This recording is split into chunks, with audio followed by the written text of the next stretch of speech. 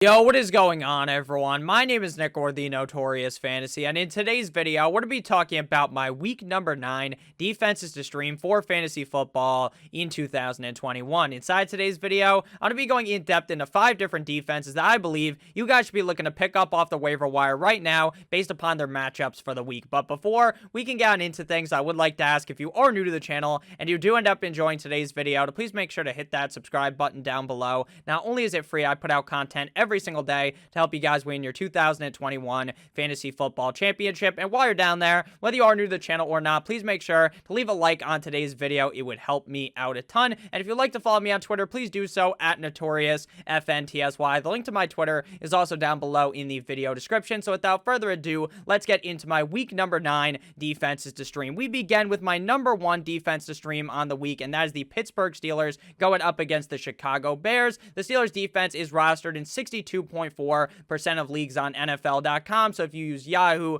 ESPN, CBS, any of those other fantasy football sites where your league is hosted, then the roster percentage is going to be slightly different. So on NFL, the Pittsburgh Steelers are rostered in 62.4% of leagues. Now, I know you may be a little bit worried because, hey, Nick, the Chicago Bears actually looked good for once last week. And I agree, the Chicago Bears actually looked pretty solid up against the San Francisco 49ers. And we are going to be talking about how the 49ers defense did up against the Bears. But to talk about it slightly right now, I actually believe that without Matt Nagy, because Matt Nagy was not able to coach in that game, that actually helped the Chicago Bears. That while Bill Lazor has been calling the plays, that Matt Nagy still had some sort of an overruling on those decisions. So I think that without Matt Nagy, the play calling was a lot better offensively. We saw Justin Fields actually flourish. But this week, it seems like Matt Nagy is going to be back, and I expect this offense to go back down the gutter because they fucking suck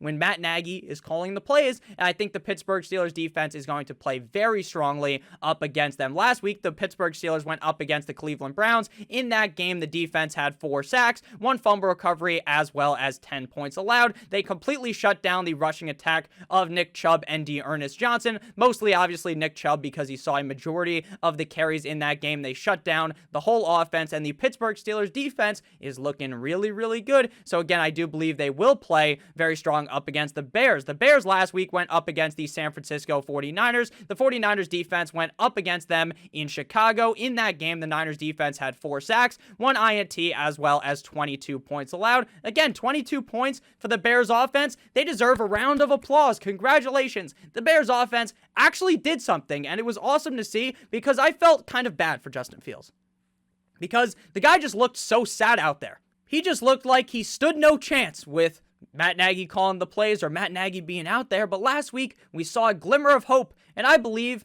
that hope is going to be squashed like a bug by the Pittsburgh Steelers defense. So I expect the Steelers to have a very strong showing defensively up against the Bears and probably offensively because the Chicago Bears defense is on the downward spiral back down to earth, and they've already reached back down to earth, right? We've seen this season, they just have not been as good as seasons prior. Next up, we got the Dallas Cowboys going up against the Denver Broncos. The Cowboys defense is rostered in 61.9% of leagues. In week number 8, the Dallas Cowboys went up against the Minnesota Vikings in prime time. In that game, the Cowboys defense had 1 sack as well as 16 points allowed up against Mr. You Like That, Kirk Cousins. The Cowboys defense has been prone to allowing points in games, but at the same time, while they do allow these points, they're also very good at getting interceptions, at turning the ball over, and that is going to be quite possible up against the Denver Broncos. The Broncos just got rid of Von Miller. While obviously that doesn't do really anything for the Dallas Cowboys defense, to me it means that maybe the Broncos believe that this is not the season,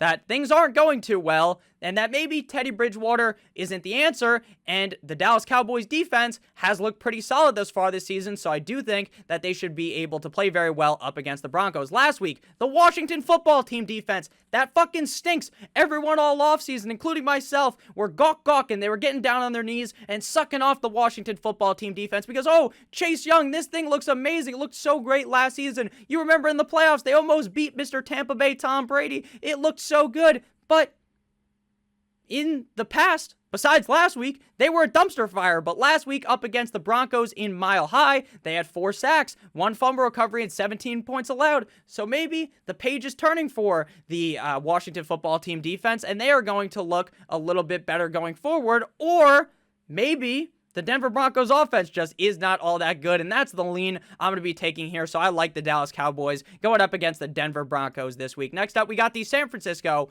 49ers, who we talked about a little bit earlier when they played up against the Chicago Bears. So this week, they get the Arizona Cardinals. Right now, the 49ers defense is being rostered in 70.7% of leagues. The first 3 defenses were rostered in a bunch of leagues, but the final 2 defenses are rostered in way less leagues. While normally going up against the Arizona Cardinals is kind of a scary sight. While Kyler Murray might be 5'8", the man still packs a punch and is a very solid NFL quarterback, one of the better quarterbacks in the league. But it seems like Kyler Murray, who got banged up at the end of that Packers game, is not going to be playing this week, and may even miss all the way up until week number 11, based upon what I have read. So in week number 8, the 49ers defense again up against the Bears. I'll just rehash. They had 4 sacks, 1 INT, and 22 points allowed. The 49ers defense hasn't been amazing all year long, but when you're looking at defenses for fantasy football, a lot of the time, you're not 100% basing it on how good the defense is. You're just hoping that the defense is able to play well up against an offense that you don't believe in.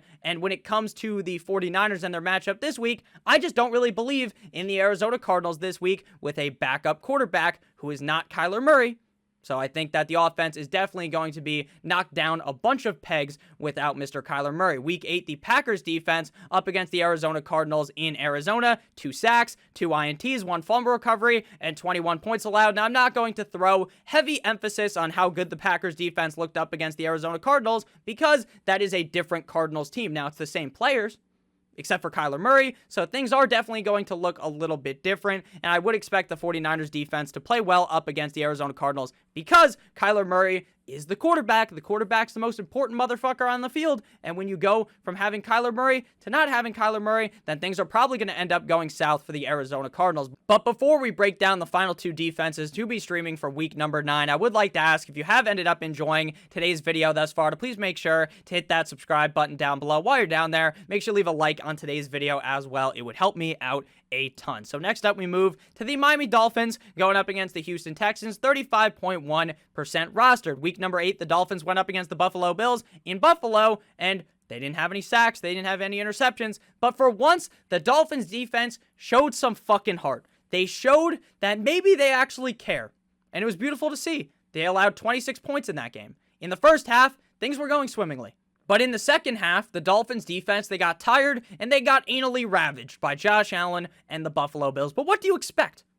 Like, what do you really expect? Because the Dolphins offense doesn't do anything. They couldn't move the ball. The Buffalo Bills couldn't do anything in the first half, but eventually the Dolphins defense just get tired of losing. I'm tired of losing, man. As a Dolphins fan, I'm tired of losing. I'm tired of watching every single Sunday to see this fucking disaster of an organization. But, Nick, you hate the Dolphins now. Why should we play their defense? Because the defense did look good up against the Bills at the beginning of the game for the first half, the first 3 quarters of the game. So I would just assume that up against the Texans, the next man up, the neck man up, I guess is how you'd want to say that if you're poking fun at Davis Mills, the neck man up. Is Davis Mills going to play good up against the Dolphins defense? I wouldn't think so, and I would sure hope not, because if the Dolphins defense looks bad up against the Houston Texans, then we're going to have some serious problems. Week 8, the Rams defense against the Texans, 5 sacks, 1 INT, 22 points allowed. The Texans offense didn't do anything until the final quarter of the game where they scored all those points and screwed over everyone who bet on the LA Rams.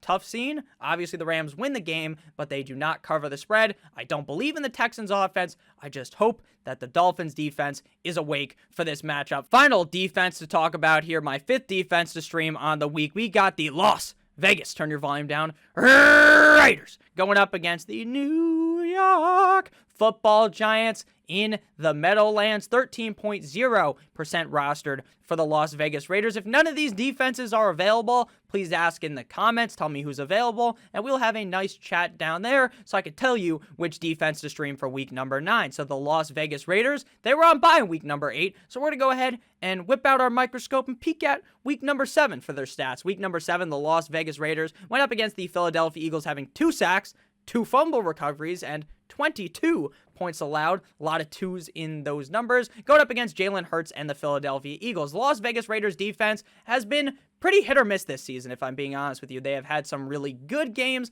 defensively. At the beginning of the year, they were getting soaked by the Ravens, and then in the second half and in overtime, they looked very stout. They've had also very bad games.